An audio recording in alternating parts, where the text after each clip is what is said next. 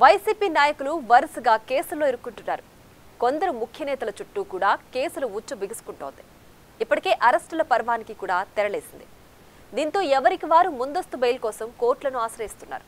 ఆ క్రమంలో వైసీపీ ప్రభుత్వ హయాంలో రెచ్చిపోయి వ్యవహరించిన ఆ పార్టీ నేతలకు ఇప్పుడు చుక్కలు కనపడుతున్నాయి.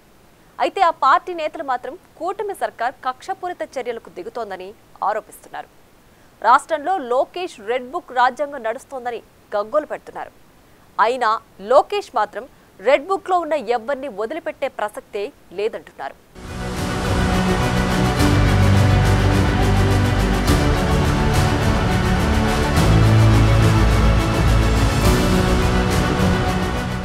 వైసీపీ అధికారంలో ఉన్నప్పుడు మంగళగిరిలోని టీడీపీ సెంట్రల్ ఆఫీస్పై దాడి జరిగింది.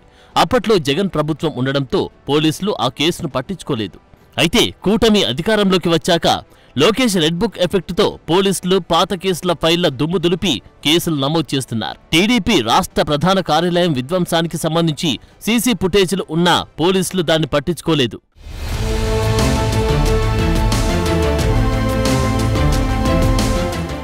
వైసీపీ నేతల కనుసన్నల్లోనే వారి అనుచరులు టీడీపీ రాష్ట్ర కార్యాలయాన్ని ధ్వంసం చేశారని ఇప్పుడు అభియోగాలు నమోదయ్యాయి. ఈ కేసులో మంగళగిరి మాజీ ఎమ్మెల్యే ఆళ్ల రామకృష్ణారెడ్డి, దేవినేని అవినాష్తో పాటు వైసీపీ ఎమ్మెల్సీలు లేళ్ల అప్పిరెడ్డి, తలశీల రఘురాం కూడా నిందితులుగా ఉన్నారు. వారు కారులో కూర్చొని పర్యవేక్షిస్తూ ఉండగా వారి అనుచరులు టీడీపీ రాష్ట్ర కార్యాలయాన్ని ధ్వంసం చేసినట్లు సీసీ కెమెరాల ఫుటేజీల్లో రికార్డ్ అయిందంటున్నారు.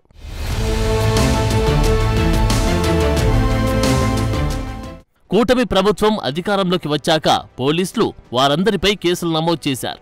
దాంతో తమకు ముందస్తు బెయిల్ ఇవ్వాలని, ఈ కేసును కొట్టేయాలని కోరుతూ వైసీపీ నేతలు ఏపీ హైకోర్టును ఆశ్రయించారు. హైకోర్టులో ఈ కేసు విచారణ సాగుతోంది. ఆగస్టు 20 వరకు పోలీసులు ఎలాంటి తొందరపాటు చర్యలు తీసుకోవద్దని హైకోర్టు ఆదేశించింది. ఆగస్టు 20న జరిగే విచారణలో కోర్టు ఇచ్చే ఆదేశాలను బట్టి వైసీపీ నేతల వ్యవహారంలో పోలీసులు ముందుకెళ్లే అవకాశముంది. కోర్టు వారి ముందస్తు బెయిల్ను కొట్టేస్తే వారి అరెస్టు ఖాయంగా కనిపిస్తోంది.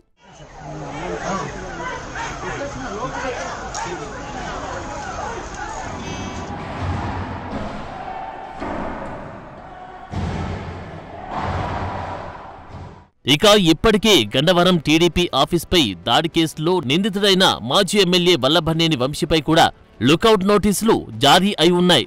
ఆయన కోసం పోలీసులు తీవ్రంగా గాలిస్తున్నారు. మరోవైపు గుడివాడలో టీడీపీ ఆఫీస్పై దాడితో పాటు పలు కేసులు ఎదుర్కొంటున్న మాజీ మంత్రి కొడాలి నాని అరెస్టుకు కూడా ముహూర్తం దగ్గర పడిందంటున్నారు. మరో మాజీ మంత్రి జోగి రమేష్ ఉండవల్లిలోని చంద్రబాబు నివాసంపై దాడి కేసులో నిందితుడిగా ఇప్పటికే పోలీసు విచారణలకు హాజరవుతున్నారు.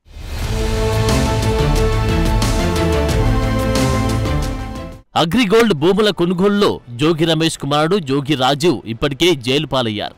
ప్రస్తుతం మంగళగిరి పోలీసుల విచారణ ఎదుర్కొంటున్న జోగి రమేష్కు కూడా అరెస్టు భయం గట్టిగానే పట్టుకున్నట్లు కనిపిస్తోంది.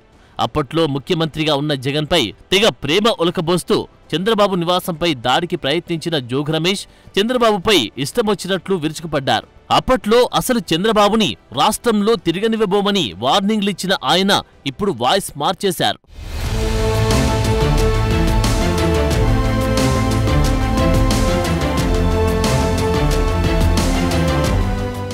ఆ క్రమంలో రాష్ట్రంలో రెడ్ బుక్ రాజ్యం నడుస్తుందని జగన్ తెగ ఇదైపోతున్నారు.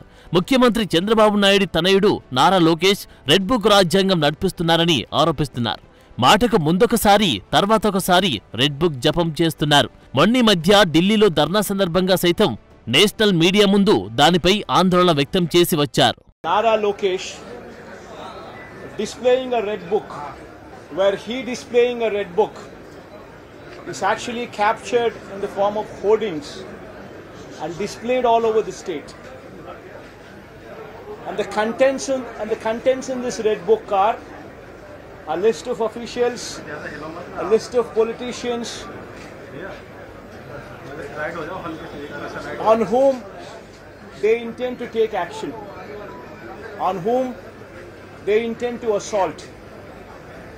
And this kind of hoardings, starting off with Chandrababu Naidu's son, blatantly being displayed all over the state in Andhra Pradesh, where you have a situation where you're giving instructions to the police that our people would vandalize, our people would kill, our people would assault, and there should be no action taken on them.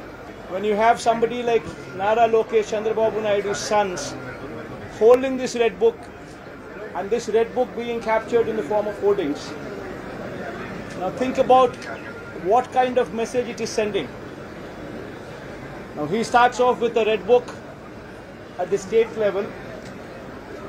You have a similar kind of red books being displayed and vengeance being taken at everybody from the grassroots level.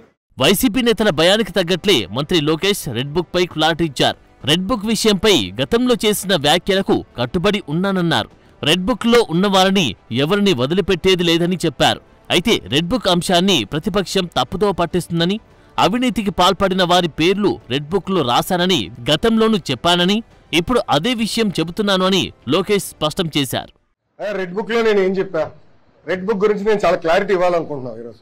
నా ప్రతి speech చూడండి, ఎవరైతే చట్టాలు ఉల్లంఘించి కార్యకర్తల్ని ప్రజల్ని ఇబ్బంది పెట్టారో వాళ్ళని నేను వదిలిపెట్టాను అని స్పష్టంగా హామీ ఇచ్చాను. మళ్ళీ రిపీట్ చేస్తున్నా, చట్టాలు ఉల్లంఘించిన ఓకే. జోగి రమేష్ గారు అబ్బాయి ఏం చేశాడో ప్రజలు తెలుసుకోవాలి. అగ్రిగోల్డ్ భూమి పత్రాలు తీసుకుని ఫేక్ పత్రాలు సృష్టించి అతని పేరుపై ట్రాన్స్ఫర్ చేసుకుని అమ్మేశాడు. అగ్రిగోల్డ్ బాధితులు చాలా మంది ఇప్పటికీ ఇబ్బంది పడుతున్నారు. వాళ్ళకి రావాల్సిన డబ్బులు ఇంకా చాలా ఉన్నాయి. అగ్రిగోల్డ్ భూముల పైన ఫేక్ పత్రాలు సృష్టించి అమ్మేశాడు, డబ్బులు సంపాదించాడు. అంటే యాక్షన్ తీసుకోకూడదా తెలుగుదేశం, జనసేన, భారతీయ జనతా పార్టీ ప్రభుత్వం? రేపు లిక్కర్లో కూడా యాక్షన్ తీసుకుంటాం, ఇసుక దండాల్లో కూడా యాక్షన్ తీసుకుంటాం. అంటే అడ్డగోలుగా ప్రజల భూమి దోచేసినా మేమేం పట్టించుకోకూడదా? నేను ఆనాడు హామీ ఇచ్చా, ఊరూరు మాట్లాడా ఎర్ర బుక్ గురించి. ప్రజలకి నేను హామీ ఇచ్చా, ఎవరైతే చట్టాన్ని ఉల్లంఘించారో వాళ్ళని నేను వదిలిపెట్టే ప్రసక్తే ఉండదు. అగ్రిగోల్డ్ భూములతో మొదలైన రెడ్ బుక్ ఎంక్వైరీలు ఇప్పుడు టీడీపీ ఆఫీసులపై దాడుల కేసులను తిరగదోడుతున్నాయి. మరి లోకేష్ చెబుతున్నట్లు అన్ని విభాగాలపై విచారణలు మొదలైతే వైసీపీలో ఎంతమందికి కేసుల ఉచ్చు బిగుసుకుంటుందో చూడాలి.